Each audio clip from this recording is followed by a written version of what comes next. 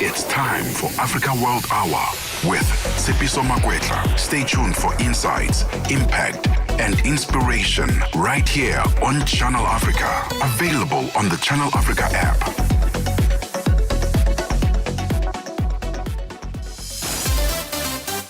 Tsepiso Makwetla winds it down on Africa World Hour, 9 to 10 p.m. And it is 2100 hours Central African time. A very good evening to you. A warm welcome. This is Africa World Hour. I am Tsepiso Makwetla. And compliments of the new year, new season to you and yours, wherever you're watching from. It's so great to be back with you. It's another year, 2026. Can you believe it? And a lot is happening in 2026. And that's exactly what we'll be delving into today. We'll be looking at the latest in the United States, where Venezuelan President Nicolas Maduro has declared that he is still a president after he appeared in a federal court there in charges of drug trafficking. He's pleaded not guilty, of course, to that. We'll be live in New York in just a short moment. We'll also tell you about the democracy in Zimbabwe, a fragile one, as some are saying. We'll look at the political headwinds there. All of that and more coming up. Let's first start with your top stories. It's time for Africa World Hour with Tsepiso Makwetla. Stay tuned for insights, impact, and inspiration right here on Channel Africa. Available on the Channel Africa app. Let's start with this. Police in Nigeria saying at least 30 people have been killed and several others kidnapped after a gunman attacked a village in Niger State. A security operation is taking place to rescue those taken. The BBC's Makojo Okafor has more. Police say the attackers came from a nearby forest, set part of the market on fire and looted shops.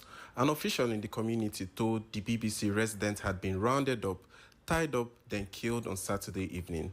Attacks by armed gangs known as bandits have recently increased in north-central Nigeria.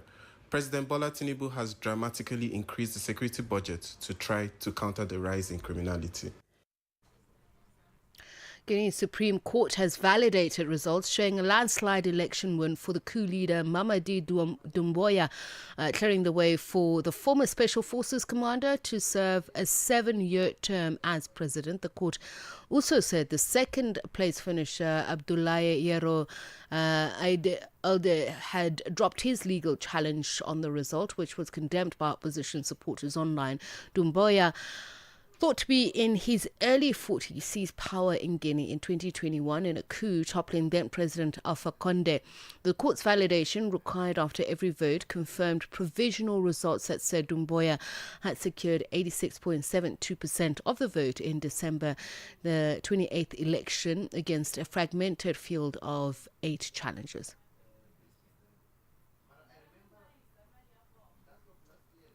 The Venezuelan ambassador to South Africa, Carlos Feo Acevedo, has accused the United States government of attempting to start war in order to gain control of its oil reserves.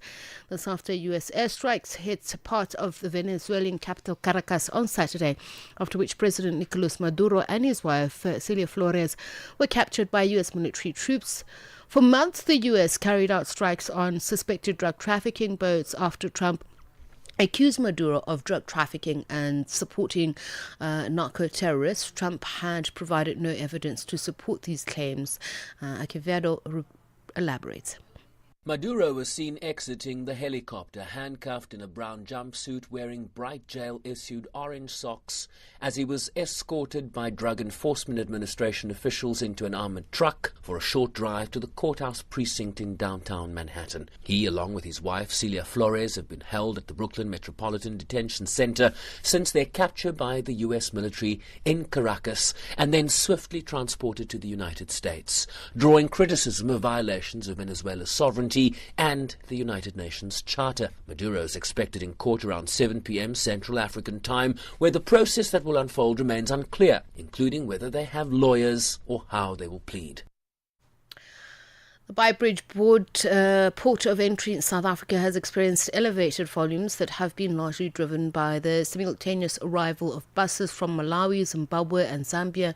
Mainly the processing of hundreds of travellers is being managed through The established border control protocols, the Border Management Authority is overseeing operations at the Beitbridge port of entry and has deployed additional resources and operational support across other ports of entry. Deputy Assistant Commissioner for Communication and Marketing at the Border Management Authority, Membe Mkhodzi.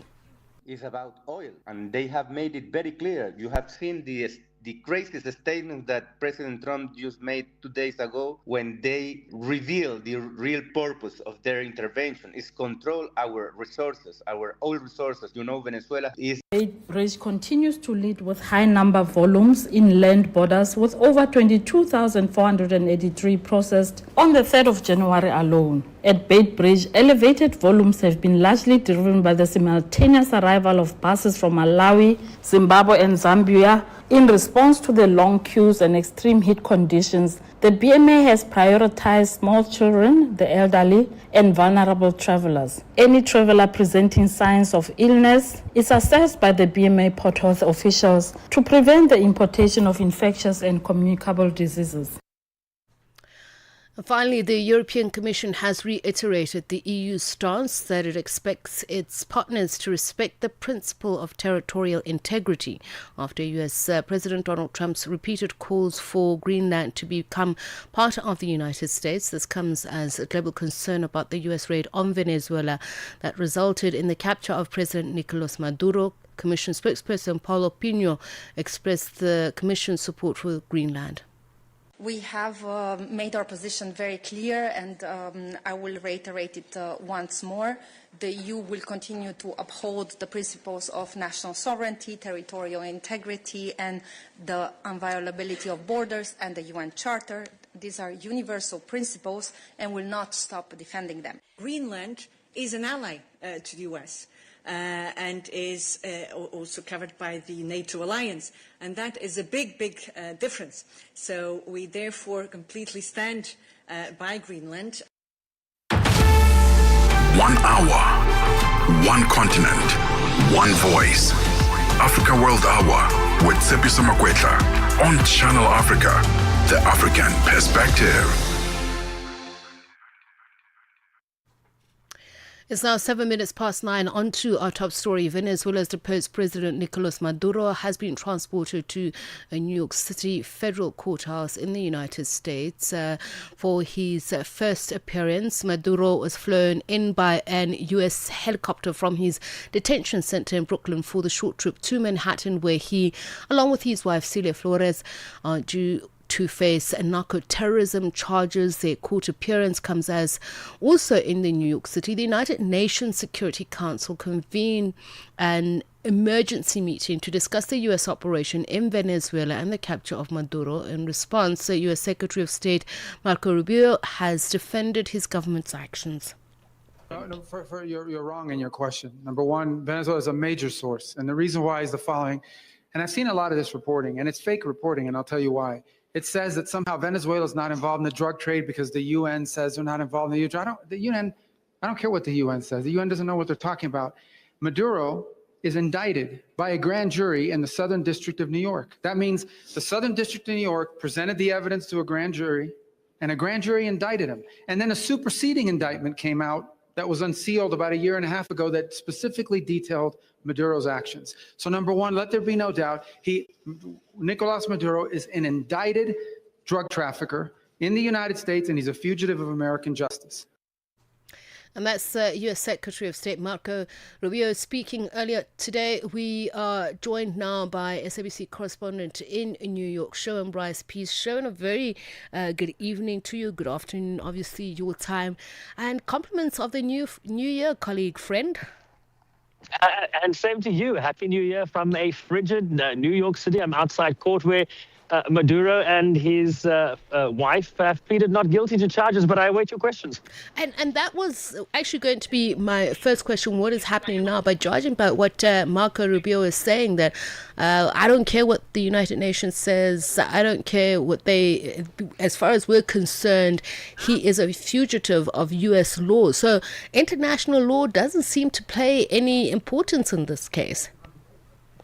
Certainly, if you are the United States administration of President Donald Trump, that would be true, but it certainly matters to many other countries around the world. And that was evidenced in the very vibrant debate, Sipiso, that was held in an emergency session at the UN Security Council today, alongside the appearance of Maduro and his former First Lady, I suppose we can call Celia Flores now, both pleading not guilty to these U.S. drug trafficking charges, narco-terrorism, conspiracy to import cocaine into the United States, 4 counts essentially. And I'll quote from Maduro. Remember, in federal courts, you're not allowed television cameras. In fact, in New York State, you're not allowed television cameras, as might be the case in other states. So we don't have that sort of, television live purview. So this is coming from inside, from colleagues inside court. Quote, "I am innocent," he said. I'm not guilty. I am a decent man. I am still the president of my country. Celia Flores said she stood, we are told, sort of very nimbly. She had a bandage above her right eye and some bruising, one imagines, from the military operation that captured them in Caracas a few days ago, some 72 hours ago. She said, "I'm not guilty. I'm completely innocent." Maduro also said, exiting the court, quote, "I am a prisoner of war." I can tell you just a little bit more in terms of proceedings. The arraignment concluded. The judge suspended court proceedings until March 17th, when the next hearing will be held. Maduro's defense lawyer, Barry Pollock, told the court he may file motions concerning Maduro's role as a head of a sovereign state and to raise questions about the legality of what he referred to as a military abduction.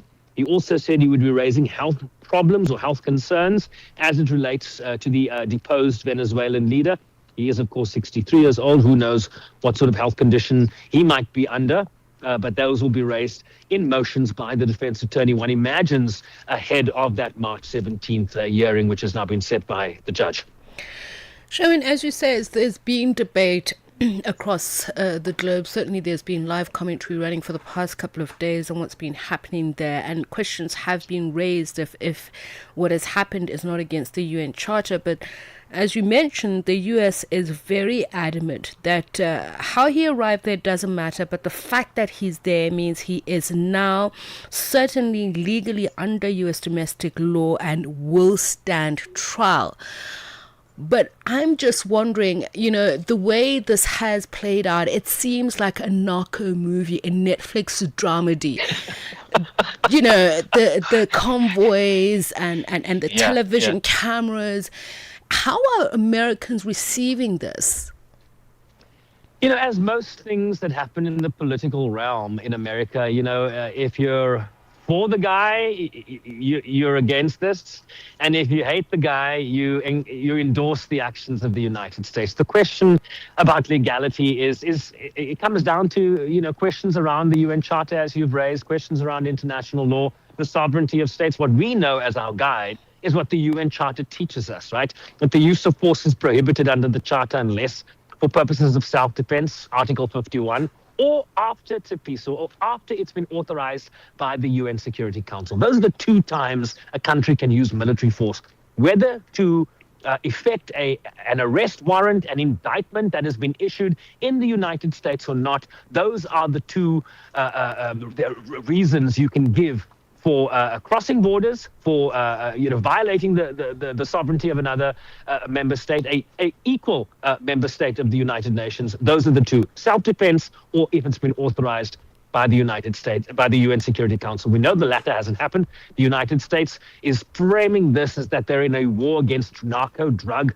cartels, many of which they claim are present in Venezuela. Of course, this has been disputed by the Venezuelan government. It's been disputed by Nicolas Maduro, and that is encapsulated in the not guilty pleas that you heard from Maduro and First Lady Celia Flores. Article 2.3 of the UN Charter talks about the sovereign equality of member states, the peaceful settlement of disputes to preserve peace and security. Article 2.4, members shall refrain from threats or use of force against other states. Look, we've had these discussions, whether you're talking about Israel versus Gaza or Hamas in Gaza. You've talked about this in terms of Russia's invasion of Ukraine and the violation of Ukraine's sovereignty, the rules don't change, depending on which permanent five member of the Security Council you're talking about. And that is the broad takeaway. Again, you have a protagonist here violating the UN Charter in the name of a permanent five member of the Council, and in this instance, the United States. The Secretary General, of course, briefed that security. He didn't brief, but his statement was read by the Under Secretary General for Political Affairs. But it's essentially his statement, Tshepiso, so and I'll quote him, quote, "I remain concerned that the rules of international law have not been respected with regard to the January 3 military action." And that is a reference to the United States not respecting international law. So broadly speaking, if you look at how the United States has positioned itself in terms of whether you're talking about the ICC arrest warrants, they have sanctioned judges of the International Criminal Court. They have sanctioned prosecutors of the International Criminal Court. They do not view the ICC as having jurisdiction over the United States or its allies vis-a-vis Israel in this instance. And so when Marco Rubio makes statements that he doesn't care about, what the United Nations says, that probably is true.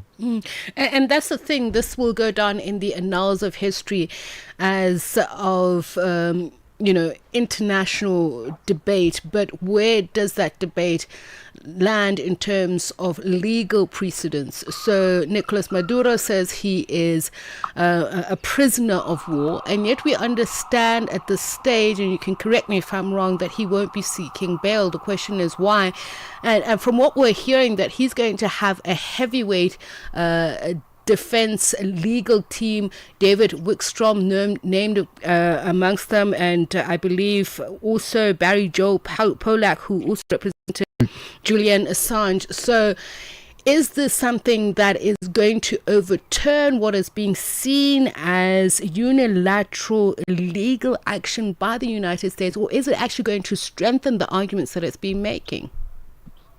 I think what we, there's so many permutations as to where this might go. The timeline, is he going to apply for bail or not? He could still apply for bail.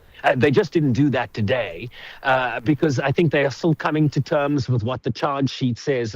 Maduro made reference in court that he hadn't actually seen the indictment until today. That might or might not be true, but still, one understands that the defense team will be poring over this indictment and the four charges and coming up with a legal strategy moving forward. And that might include petitioning the judge for dismissal, which we understand from legal experts is going to be a difficult play, given precedent in terms of former leaders that have been in inverted commas, abducted by the United States and brought to face trial here. They haven't been, those cases haven't been dismissed. And so precedent being our guide, we believe that there might be some sort of hearing moving forward. The question is for how long and when.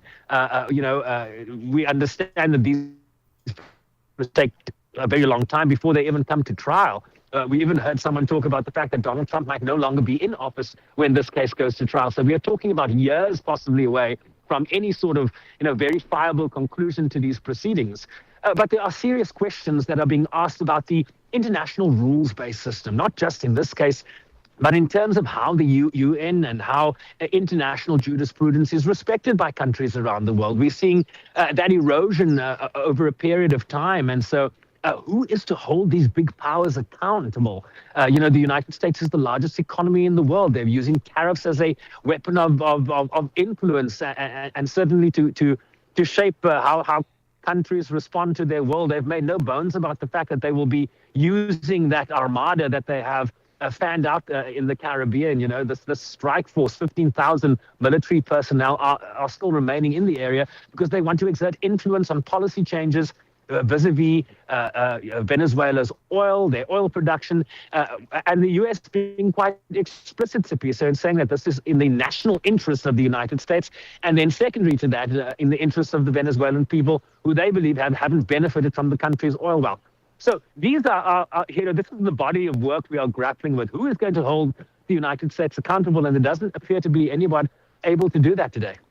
Thanks for that, Sherwin. And as you say, that it also comes at a time when we were observing the Jubilee anniversary of the Geneva Convention. So there is still a lot to watch and see and unpack. Much appreciated. Sherwin Bryce Pease, correspondent in New York, who has just been observing the latest, what's been happening there at the UN Security Council, the appearance in court of the Maduros. It is now 20 minutes past 9, and we'll continue looking at the wider legal ramifications of it and what the letter of the law says, particularly in what countries have signed up to in terms of the conventions that they have committed themselves to. It's 20 minutes past 9. We'll be back in just a moment.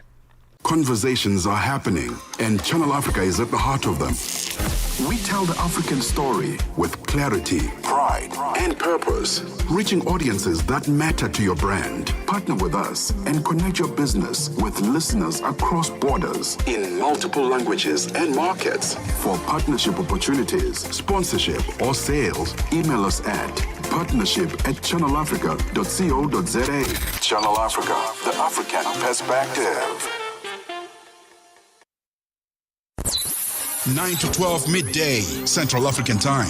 On the move with Palisa Tau and Benjamin Mushatama. Now, when you go to the hospital, there's medical attention that you need, and that's the only experience you're expecting to have. If you are a transgender person, sometimes those experiences can be marred by the demand of trying to understand your gender, your sexuality, and not particularly getting the assistance that you need. One time, I was sexually abused by someone who used to live next door to my house. So when I went to the police to report, I was in a weave, I was wearing a dress, and when I got there, the police person that helped me said to me, obviously we're gonna rape you because why do you walk around looking like trying to be a woman when you are a man? And after that, the person just walked scot-free. How do you deal with that? Because there's a double barrel abuse there. So it's not even double barrels, there's kind of multi-dimensional forms of abuse. I think one thing that I will tell you about trans people is we are strong, not because we want to be strong, but because we don't have an option. It is what it is. Because the struggles that we face each and every day are like unimaginable. Keeping you on the know and on the move. 1 hour, one continent, one voice. Africa World Hour with Tshepiso Makwetla on Channel Africa, the African perspective.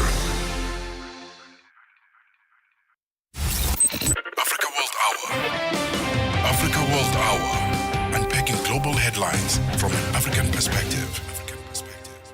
And we continue looking at the situation in the United States to do with Venezuela. As we mentioned earlier on, U.S. President Donald Trump has warned Venezuela's new leader, Delcy Rodriguez, that she could pay a very big price, probably bigger than Maduro, if she doesn't do what's right, as the country's deposed President Nicolas Maduro appeared in New York court. The United States is accusing Maduro of running a narco-terrorist regime. Charges, of course, the Venezuelan president has denied, while Rodriguez has struck a conciliatory tone, offering cooperation with Washington. The White House insists it is not a war with Venezuela, despite airstrikes in Caracas and Maduro's transfer to U.S. custody in an operation some Democratic lawmakers have described as an act of war. To provide legal analysis on what is exactly happening, the United States unilateral actions, and of course the implications under international law as well as the UN Charter. We're joined now by Professor Maya Swart, Professor of International Law at Wits School of International Law. Very good evening to you, and thank you so much for taking the time to speak to us, Professor. Thank you very much. I'm a visiting professor there at Wits. Right.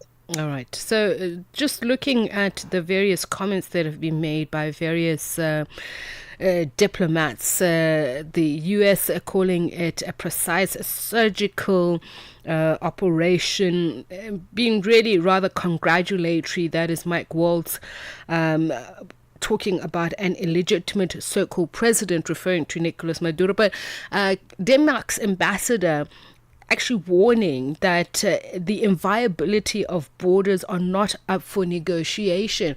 Is that how you would describe the point where we are globally as a world in what we're looking at, that we are on two sides of a very different coin depending on whom is looking at the situation? Well, fortunately, Trump is far in the minority in terms of, taking this kind of unilateral military action, illegal military action. It's very clearly illegal in international law. We know that Putin, sings a similar tune, that his invasion of Ukraine is a textbook example of an illegal act in international law. So fortunately, most states still respect the UN Charter and respect Article 2.4, which is the article prohibiting aggression. We know that this prohibition against aggression is the cornerstone of international law. And the reason the UN still, to some extent, functions is because most states respect it. The question is, what is going to be done about Trump's, brazenly illegal act? What can be done, and what legal precepts would be pointed to in terms of multilateralism, global governance? While some, as you say, have openly spoken out about it, but there seems to be a certainty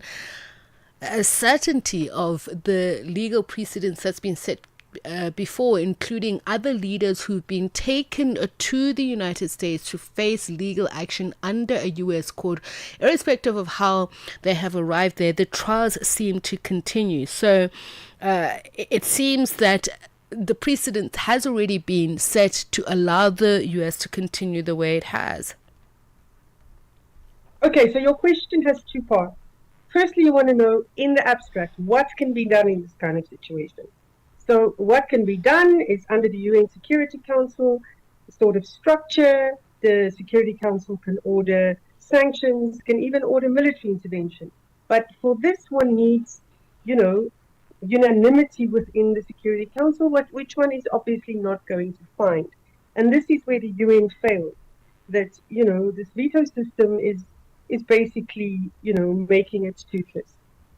The other part of your question involves the extent to which this is not new, that the US is continuing a pattern of abductions, illegal abductions. What sometimes happens is that the US requests a certain person, from a country in Latin America under an extradition agreement, or that there might not be an extradition agreement, or the country in question refuses to extradite the person. And the US has, on various occasions, then just brazenly intervened in Latin America, abducted somebody and tried them in the United States. The only precedent I know of in terms of heads of state in this regard is the Noriega example of 1989. And the Noriega example is a very good example because it closely mirrors the current situation. In terms of other cases, what has happened is that US courts have used their ability to try cases extraterritorially, crimes that were committed in other countries. For example, the Alien Tort Claims Act allows them to do so. So there is a legal structure in terms of which they can hear those who have perpetrated crimes outside the United States, and they've often used this in the context of Latin America. And very often, unfortunately, the courts have deferred to the American executive and have not been too troubled by the fact that the perpetrator was brought to the US by force, illegally, and through kidnapping. So it'll be very interesting to see whether the Southern District Court of New York, takes a dim view of the abduction or cites other cases in which those kinds of abductions were basically condoned. So the US has obviously framed its actions both politically and legally under the framework of national interests, protecting the national interests of the United States, speaking about narco-terrorism, and the fact that it says, irrespective of what the United Nations says, it believes and it is clear that it has a case against Nicolas Maduro and his wife.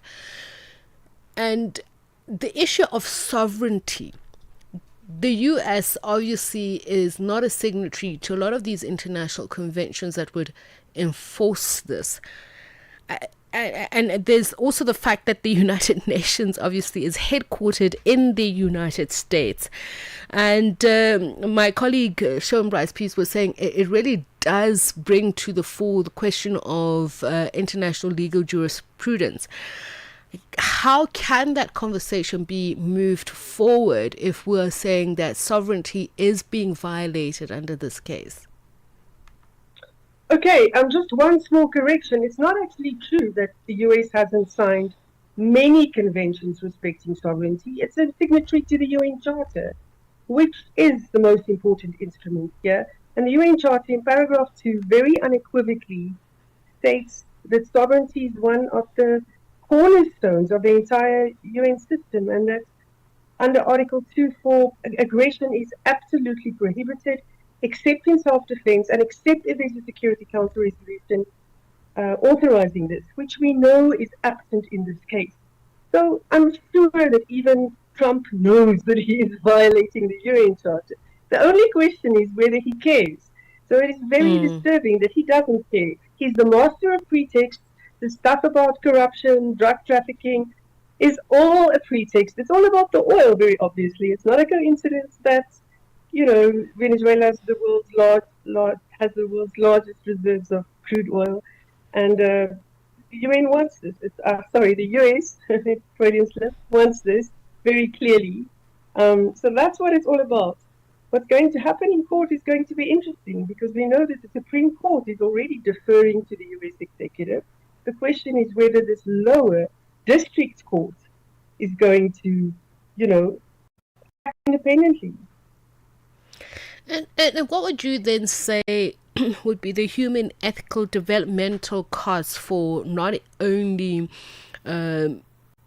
multilateralism, but those internally in the United States who would allow this kind of action to continue and be non-interventionist in allowing it to unfold further? Because, as we heard, we don't know how long this could take, this trial. Well, I think that regardless of what happens in that particular court, the question is whether Trump can convince the American public that this is an instance of putting America first. The American public might decide that, getting involved in foreign wars, even though Trump denies that this is a war, it's a war of sorts to, unilaterally just attack a country that has not attacked you. So if the American public is not convinced that this is an instance of putting America first and using taxpayers' money in a wise way, they will turn against him. So it depends on an economic level whether, I know some Americans who have said to me, we vote for Trump because of the economy, right? This is the bottom line for them. So it's a question of how good is this going to be for the economy? Is this new oil flooding that's probably going to flood into the US, going to be a real economic boost? And just finally, is there any geopolitical signaling out of this? So you mentioned how the playbook is pretty much mirrors what has happened between Russia and Ukraine. What about other countries in other regions? What is the possibility in whatever the outcome is of this? Okay, well, that's a very big question, a very difficult one, and, very dangerous to make predictions in terms of what Trump will do. But I think it is very clear from this that he has he sees people as enemies and very transactionally and not as friends, right? So countries and leaders that might have thought they're his friends should really watch their backs, So even countries such as the US, such as the UK, such as Germany, that's very soft on Trump at the moment. It doesn't mean that they're sitting pretty. He's definitely dividing the world into friends and enemies, and it's not always so easy to predict where a country or a person falls. All right. We thank you so much for your time and insights. Professor Maya Swart is Professor of International Law at Wits School of International Law. She said she is a visiting professor there. It's 25 minutes to 10. Conversations are happening, and Channel Africa is at the heart of them. We tell the African story with clarity, pride, and purpose, reaching audiences that matter to your brand. Partner with us and connect your business with listeners across borders in multiple languages and markets. For partnership opportunities, sponsorship, or sales, email us at partnership@channelafrica.co.za. Channel Africa, the African perspective.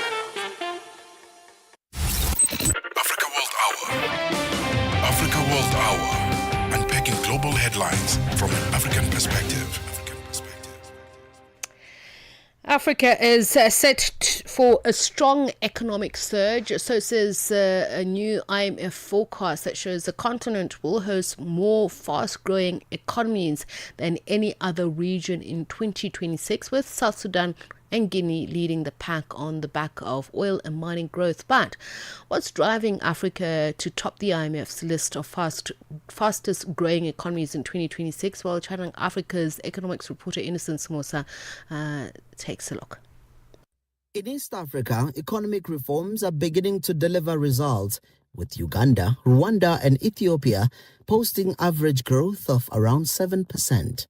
But analysts warn the outlook remains fragile, citing risks from climate shocks, political instability, and rising debt. The question is, what's driving Africa to top the IMF's list of forecast growing economies in 2026? Econometrics Director and Chief Economist Dr. Azar Jamin shares his perspective. There are many African countries whose economies are set to grow very rapidly. High population growth is, of course, one contributory factor to this. But there is a resources boom more generally going on worldwide, and Africa is at the forefront of this, stands to actually benefit from this quite significantly. I do believe that I think we could see a transformation of the Sub-Saharan African continent in due course, so long as we can put to bed some of the political ramblings of making life running in such an election amenable.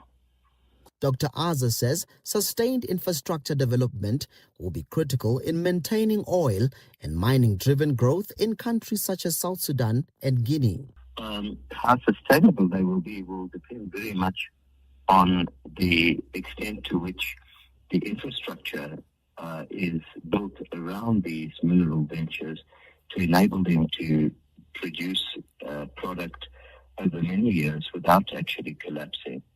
And that is a significant challenge if you're expecting these by instantly getting people to come into the country. You're going to, I suppose, succeed. He says East Africa's reform-driven growth can translate into job and inclusive development. Absolutely, especially if it goes hand in hand with skills development, to be able to exploit the opportunities that are provided. I do believe that East Africa could well be the new growth frontier of the world. For Channel Africa News, I'm Innocent Samosa in Mpumalanga, South Africa. 1 hour, one continent, one voice. Africa World Hour with Tshepiso Makwetla on Channel Africa. The African Perspective.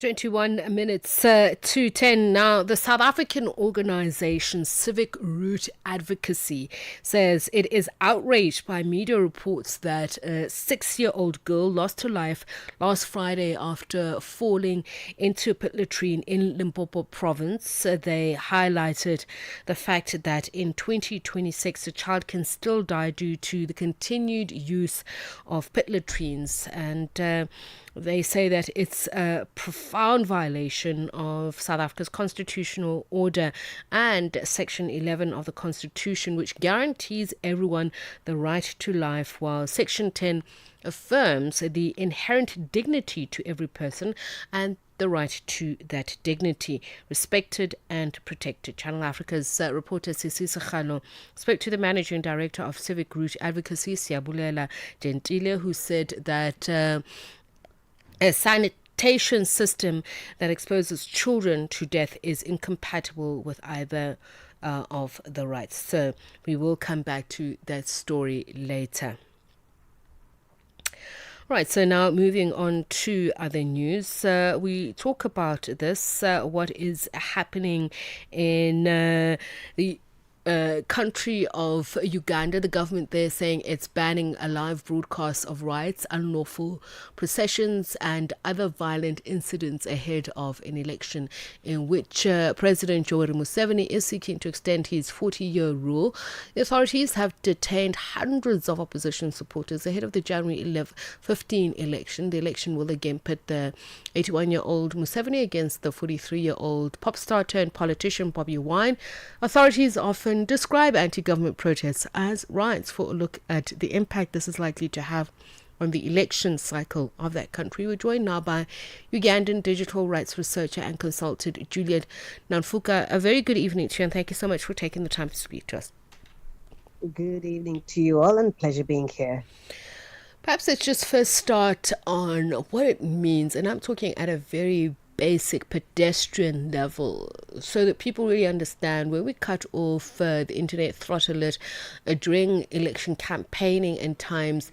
What is the impact on civic rights?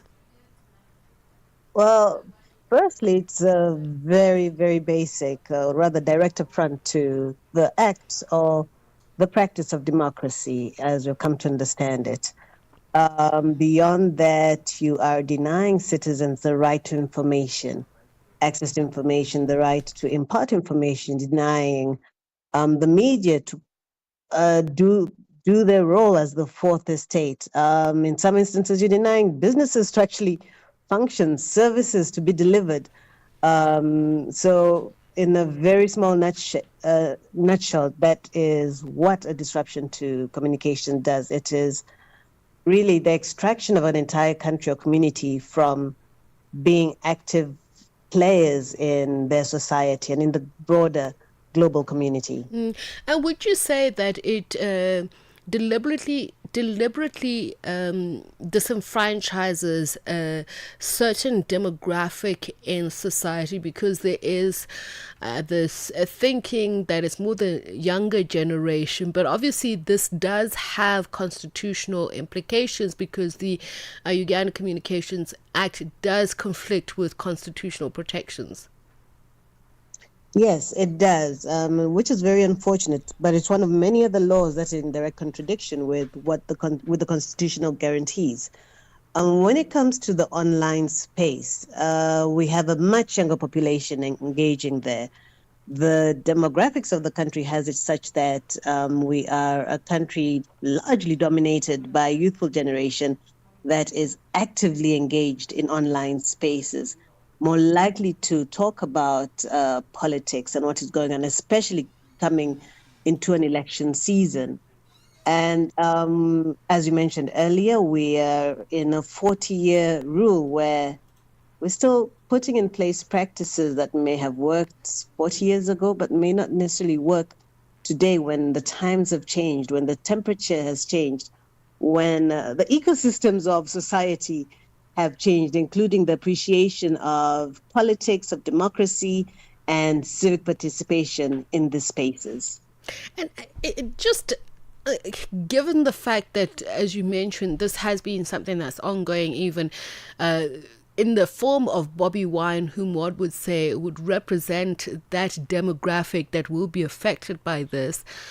The Uganda Communications Commission, the fact that it is warning journalists not to involve them when they are beaten because they will not be adhering to these laws. What does it say about, and I'm talking about Ugandan society at large, have people just basically resigned themselves to such a prohibitive, repressive regime? For many, it is a regime that they have grown up within. But as a country, there has been a very long history of an institutional intolerance towards the media.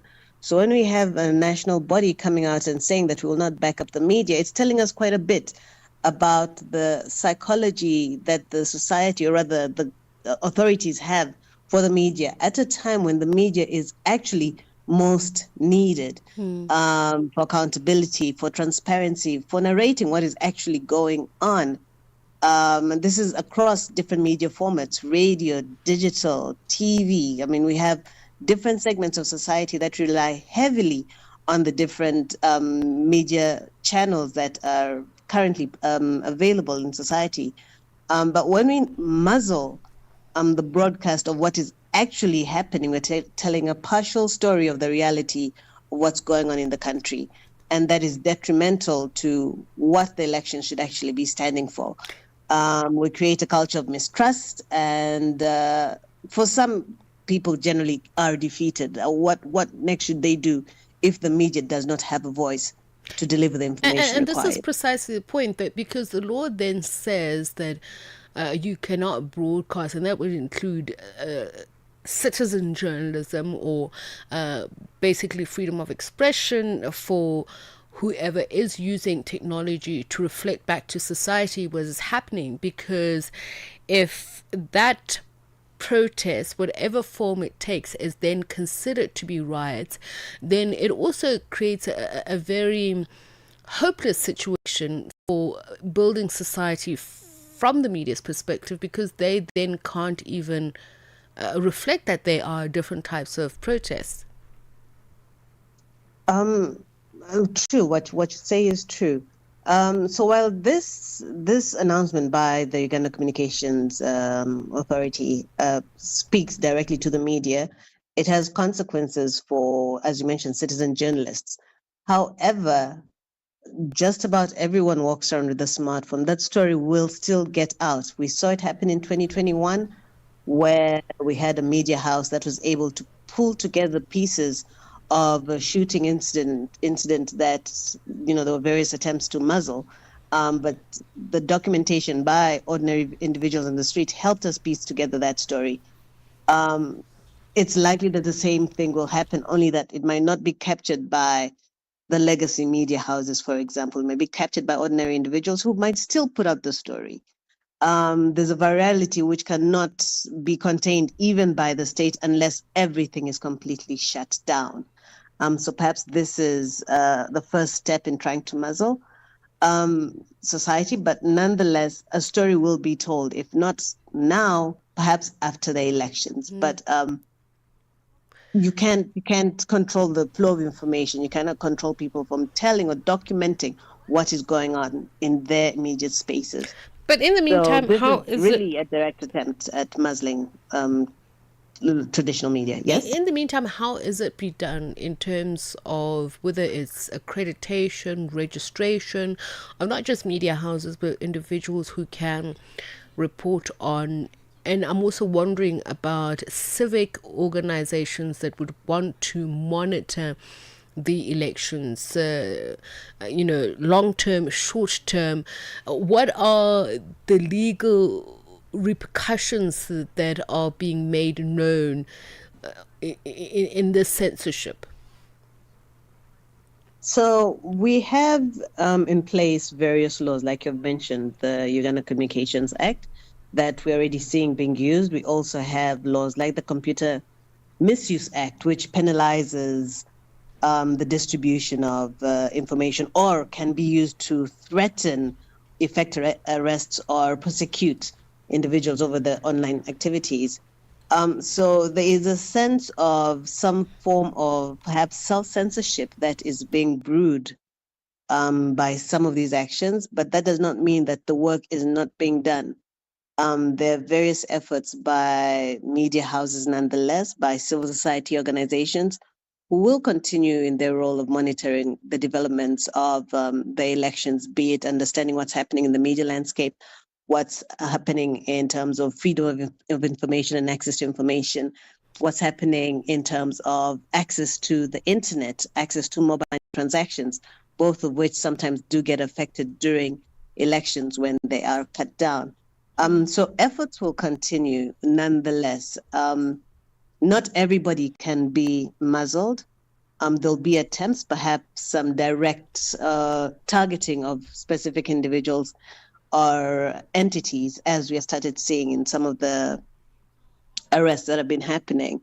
But a complete blackout is unlikely to happen. One can't, it's impossible to contain some of this information, not in this day and age. Has there been any support from international media or human rights organization, and would it have any effect at all?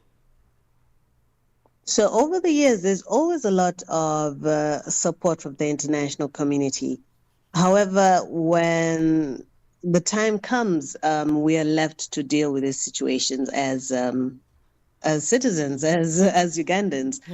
We get a lot of support from Amnesty International, from Access Now, which is an entity involved in ensuring that the internet remains open and accessible, from Human Rights Watch, documenting what's going on in the country, from the various media, international media organizations. So there's quite a lot of eyes on Uganda at the moment. There's commentary coming out on the developments, but also a lot of, we're beginning to see a lot of pressure being put on the government to keep access open to the internet, but also to refrain from some of these affronts that are being committed against the media landscape, the media fraternity. But this happens every election period. It's a repeated pattern that we've come to see. But nonetheless, there is some international support. Yeah, thank you so much for your time and bring us up to speed on what the environment is like there in Uganda as the country heads for those elections. January 15, Ugandan digital rights researcher and consultant Juliet Namfuka brings the time to 8 minutes to 10, and in the studio with us, Michelle Ndukumara. Happy New Year. Happy New Year. I love the hair. Oh, thank you. I said, wait a minute. Is that yours?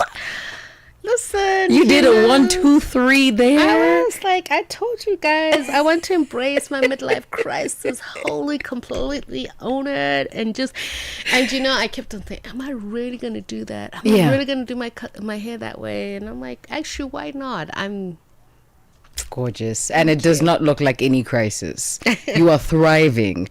Speaking about thriving, today we are focusing on self-love and development, right? So we start off with just recapping what's been going on with the AFCON tournament, league, if you will. It is, I think the round of 16 is currently underway. South Africa didn't make it. Beat by Cameroon. We're going to talk about that for a moment because we really want to gauge what happened. What happened. I'm curious. Just for Shayla. Maybe it's just for Shayla, right? Yeah, let's keep it to yourself. I saw the mourning across social media platforms, but I was like, they did well for themselves.